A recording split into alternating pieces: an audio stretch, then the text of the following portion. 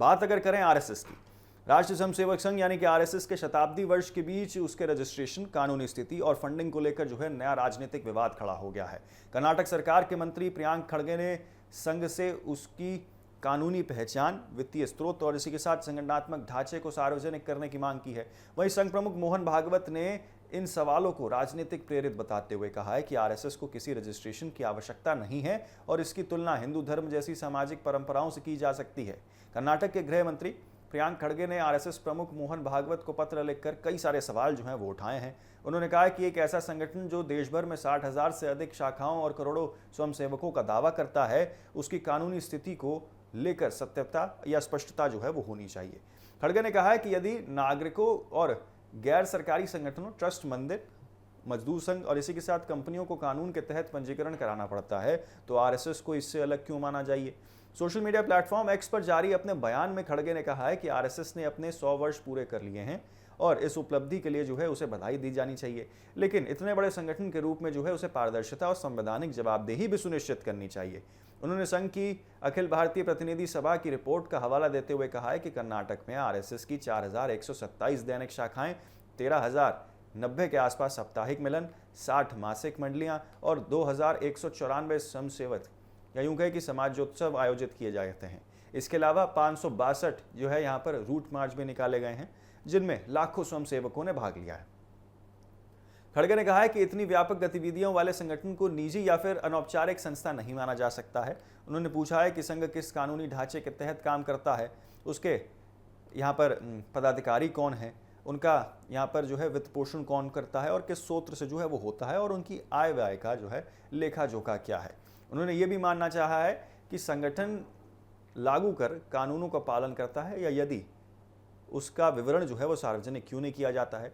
13 जून को लिखे पत्र में आपको बता दें, खड़गे ने आरएसएस से आग्रह किया है कि वो अपने अधिकृत प्रतिनिधियों के माध्यम से ये स्पष्ट करे कि बिना किसी औपचारिक पंजीकरण के वो किसी कानूनी आधार पर कार्य कर रहा है। उन्होंने कहा है कि लोकतांत्रिक व्यवस्था में जवाबदेही और पारदर्शिता सबसे बड़ी चीज़ है और संस्थानों के लिए जो है समान रूप से लागू होनी चाहिए। खड़गे ने मांग की है कि संघ अपनी कानूनी स्थिति, इसी के साथ संगठनात्मक संरचना, पदाधिकारियों की सूची, दान और चंदे से प्राप्त आय, खर्च और संपत्तियों का विवरण सार्वजनिक करे। उन्होंने कहा है कि आरएसएस की गतिविधियां सार्वजनिक जीवन और सामाजिक व्यवस्था को प्रभावित करती है, इसलिए उनके संचालन के तरीके को लेकर सवाल जो है वो उठता स्वाभाविक है। इन आरोपों और सवालों पर प्रतिक्रिया देते हुए आपको बता दें कि आरएसएस प्रमुख मोहन भागवत ने संगठन का बचाव किया है।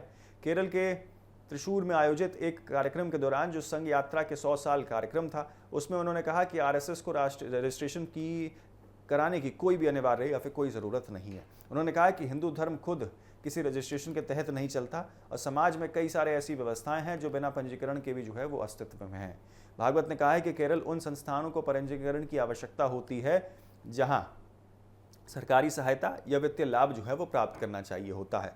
उनके अनुसार सरकार को आरएसएस के अस्तित्व और उसके कामकाज की पूरी जानकारी है। उन्होंने कहा है कि संघ कोई गुप्त सूचना या संगठन नहीं है और उनकी सभी गतिविधियां जो है वो सार्वजनिक रूप से संचालित होती हैं।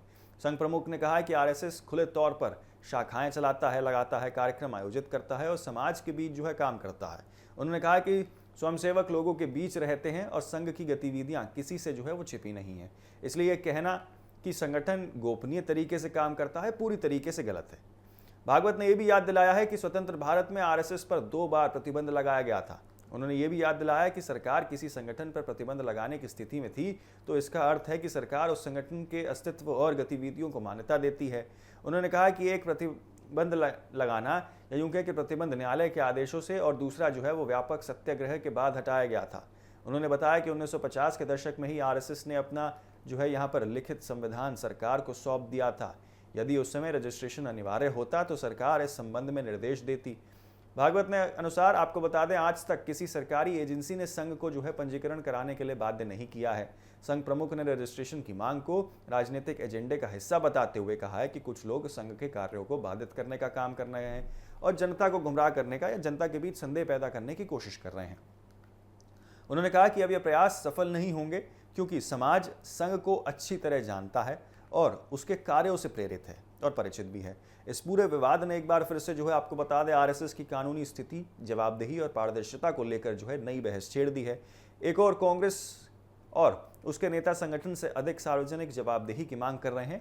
वहीं संघ इसे राजनीतिक हमला बताते हुए अपने ऐतिहासिक और सामाजिक स्वरूप का हवाला दे रहा है। आने वाले दिनों में यह मुद्दा राजनीतिक और वैचारिक बहस का बड़ा विषय बन सकता है।